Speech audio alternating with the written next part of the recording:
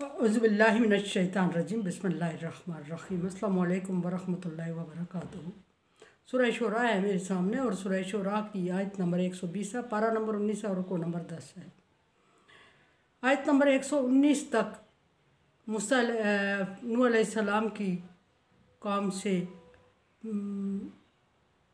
रुकू नंबर 10 से शुरू हुआ। नूह अलैहिस्सलाम की कौम को दावत हक़, अल्लाह तबारक व तआला के हुक्म के मुताबिक कौम का इनकार और मज़ाकरात के बाद नूह अलैहिस्सलाम की मायूसी और मायूसी के बाद नूह अलैहिस्सलाम का अल्लाह तबारक व तआला से दुआ करना और दुआ के मेरी कौम मुझे झुटला चुकी है और तो हमारे दरमियान फ़ैसला फरमा दे और हमें निजात दे दे।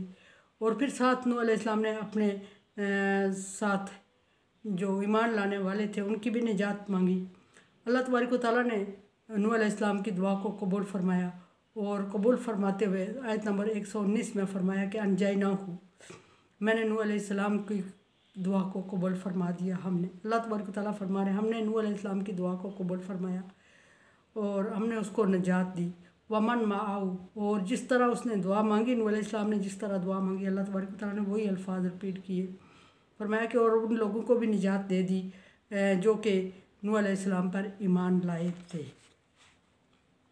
और फिर ये कि निजात का ज़रिया और वसीला बताया अल्लाह तबारक व तआला ने कि उनको चलती हुई कश्ती पे सवार किया। चलती हुई कश्ती से मुराद क्या है, कश्ती कहाँ चली, पानी नाम निशान नहीं था।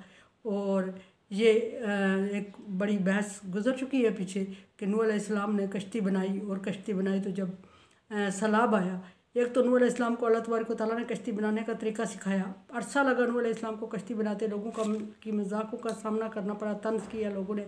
उसके बाद नूह अलैहिस्सलाम कश्ती बना लेते हैं, तैयार हो जाती है, तो उसी वक्त अल्लाह तबारक व तआला ने बारिश नाज़िल फरमाई। और इस कदर बारिश के ज़मीन ने कुरान पाक में अल्फाज हैं कि आसमान ने बरसाया और ज़मीन ने उगला, यानी कि ज़मीन पानी जज़ब नहीं कर रही थी और इतना सैलाब आ गया और नूह अलैहिस्सलाम को फिर उस कश्ती में और सवार किया। और जो लोग नूह अलैहिस्सलाम पर ईमान लाए थे, और हर एक चीज़ का जोड़ा जोड़ा, ये भी पीछे जिक्र हो चुका है कि हर एक चीज़ का जोड़ा जोड़ा लेकर नूह अलैहिस्सलाम कश्ती पे सवार होते हैं। और जब हर एक चीज़ का जोड़ा जोड़ा लेकर नूह अलैहिस्सलाम सवार होते हैं तो अल्लाह तबारक व तआला फरमाते हैं कि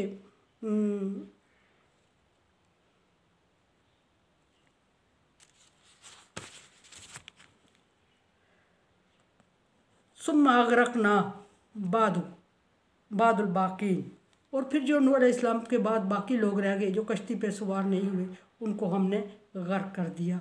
और वो कौन लोग थे जो नूह अलैहिस्सलाम पर ईमान नहीं लाए थे, जो तंज कर रहे थे, जो नूह अलैहिस्सलाम का मजाक उड़ा रहे थे। वो नूह अलैहिस्सलाम के साथ कश्ती पे नहीं बैठे, उनमें नूह अलैहिस्सलाम का बेटा भी था। और पानी जब सैलाब की सूरत इख्तियार कर गया तो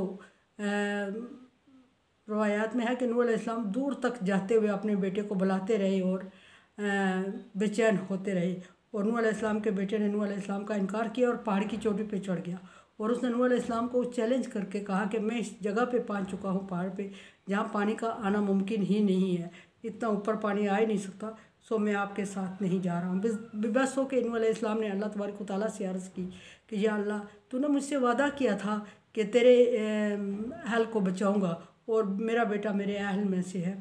अल्लाह तबारक व तआला ने फरमाया कि ये तेरे अहल, तेरे ख़ानदान में से नहीं है, अगर ये होता तो तेरा मज़हब इख्तियार करता और इसको गर्क होने दे। नूह अलैहिस्सलाम कश्ती लेके आगे चल रहे हैं, कश्ती पानी में तैरना शुरू हो गई। टनों के हिसाब से वज़न है, बहुत बड़ा स्ट्रक्चर है कश्ती का, और देखने वाले हैरान हो रहे हैं। और पानी कश्ती को डुबो चुका और नूह अलैहिस्सलाम अभी तक अपने बेटे को देख रहे हैं आखिरी बार तक, और बेटे को हाथ के इशारे से बुला रहे हैं। बेटे ने हाथ हिला के मना किया और फिर ऐसा हुआ कि नूह अलैहिस्सलाम की कश्ती मौजों की नज़र हो गई, आगे चलती रही, लेकिन मौजू ने कश्ती को डुबोया नहीं। नूह अलैहिस्सलाम की कश्ती मौजू में धंस गई और नूह अलैहिस्सलाम की नज़र से नूह अलैहिस्सलाम का बेटा ओझल हो गया। और ओझल हो गया तो फिर देखने वालों ने ये बाद में कि नूह अलैहिस्सलाम का बेटा जहाँ पहाड़ की चोटी पे था वहाँ अल्लाह तबारक व तआला ने पानी नहीं पहुँचा और उसकी ये खुशफहमी दुरुस्त रही कि पानी वहाँ नहीं पहुँचा। लेकिन अल्लाह तबारक व तआला ने उसको एक सबक सिखा दिया और रहती दुनिया तक के लिए कि डुबोने के लिए पानी का वहाँ पहुँचना, बंदे तक पहुँचना ज़रूरी नहीं है, बल्कि बंदा खुद चल के पानी तक आ जाता है। नूह अलैहिस्सलाम का बेटा पहाड़ की चोटी पे, और उस पहाड़ ने आहिस्ता आहिस्ता पानी के प्रेशर से, पानी के ज़ोर से क्रैक होता गया और खिसकना, नीचे बैठना शुरू कर दिया। और जब पहाड़ नीचे बैठता गया तो मतलब धंसता गया पानी में, और धंसते धंसते बिला आखिर पानी उस चोटी तक, उस जगह तक पहुंच गया जहाँ नूह अलैहिस्सलाम का बेटा खड़ा था। और फिर वो पानी में डूबा, और वो जगह, वो टीला जिस पे वो खड़ा था वो भी सारा, और फिर वो लोग बाकी जो बाकी रह गए थे लोग, वो सारे बाकी मतलब क्या चंद लोग नूह अलैहिस्सलाम के साथ चले थे, बाकी दुनिया सारी उधर थी, और सारे पानी में डूब गए। कोई जगह, कोई ज़र्रा, कोई कतरा, कोई जगह महफूज नहीं रही, उस पानी से तबाही हो गई। और नूह अलैहिस्सलाम की नाफरमान कौम उसमें डूब चुकी। ज़मीन चटियल मैदान बन गया, पहाड़ डूब गए, और एक ही सीधा मैदान, और उसके ऊपर पानी ही पानी था, पूरी ज़मीन पानी ही पानी हो गई। अब इस मसले को नूह अलैहिस्सलाम परेशान होकर बर्दाश्त करते हो और आगे चले जाते हैं। और अल्लाह तबारक व तआला ने नूह अलैहिस्सलाम की तसल्ली के लिए नूह अलैहिस्सलाम की कश्ती के ऊपर पानी चढ़ा दिया। पानी जब फिर गया तो नूह अलैहिस्सलाम ने कश्ती को बंद किया हुआ था और देख नहीं पा रहे थे कि मेरा बेटा या बाकी लोगों का क्या हाल है।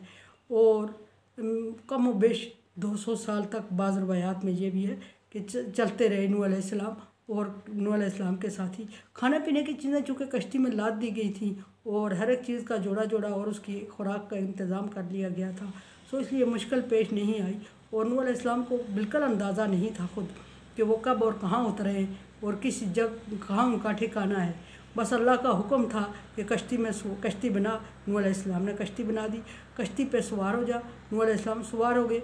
हुक्म हुआ कि हर एक चीज़ का जोड़ा जोड़ा उठा, हर एक चीज़ का जोड़ा जोड़ा उठाया। जहाँ अल्लाह तबारक व तआला ने जिस चीज़ का हुक्म दिया वही चीज़ उठाई साथ, और साथ उठाते हुए वहाँ तक पहुँचा दी, कश्ती में सवार कर दी। और उसके बाद कश्ती ने हज को ले लेना शुरू किए और रवाना हो गई। और रवाना हो गई तो नूह अलैहिस्सलाम ने अपने बेटे के डूबने का मंजर देखा करीब तरीन और आगे चल पड़े। लेकिन जिस वक्त नूह अलैहिस्सलाम अपने बेटे को देख रहे थे, उस वक्त नूह अलैहिस्सलाम और नूह अलैहिस्सलाम के बेटे के दरमियान इतना पानी हाइल हो चुका था कि वो चाहते भी तो कुछ नहीं कर सकते थे। सो आगे गुजरे और बाकी सारे लोग, और तबाह बर्बाद हो गई दुनिया सारी। सिर्फ नूह अलैहिस्सलाम और चंद लोग और चंद चीज़ें वो बाकी बची, जिससे अल्लाह तबारक व तआला ने दोबारा दुनिया की इब्तिदा फरमाई। और वो पहली चीज़ों को बिल्कुल आदम अलैहिस्सलाम से जो सिलसिला इंसानियत चला, वो सिलसिला चला ज़मीन की आबादी का, वो सारा निस्त व नाबूद। और फिर नूह अलैहिस्सलाम से दोबारा इंसानी नस्ल चली, और नस्ल इंसानी जब दोबारा चली तो अल्लाह तबारक व तआला ने नूह अलैहिस्सलाम को आबासानी का ख़िताब इसलिए फरमाया कि आबासानी का मतलब यह है कि पहले अब बाप आदम अलैहिस्सलाम से जिससे इंसानियत की इब्तिदा हुई, और जब दुनिया तबाह हुई एक दफ़ा और फिर ज़ीरो से स्टार्ट हुई, तो उस वक्त नूह अलैहिस्सलाम थे बाप इनके। ये अल्लाह तबारक व तआला ने नूह अलैहिस्सलाम का मैं मुख्तसर करके बयान किया, आपके सामने अर्ज़ किया, क्योंकि डिटेल बारहा ये चीज़ें गुजरती हैं और बारहा एक ही चीज़ रिपीट करना मुनासिब नहीं होती। कुरान समझे, देखे समझे और सब्सक्राइब करें और सदका जारिया में मेरे साथ दें। अल्लाह तबारक व तआला का हुक्म ताअवनु अलल बिर्रि व तक़वा, नेकी और भलाई के कामों में एक दूसरे से तावन करें। सो तावन करें चैनल को सब्सक्राइब और शेयर करके। अल्लाह हाफिज़।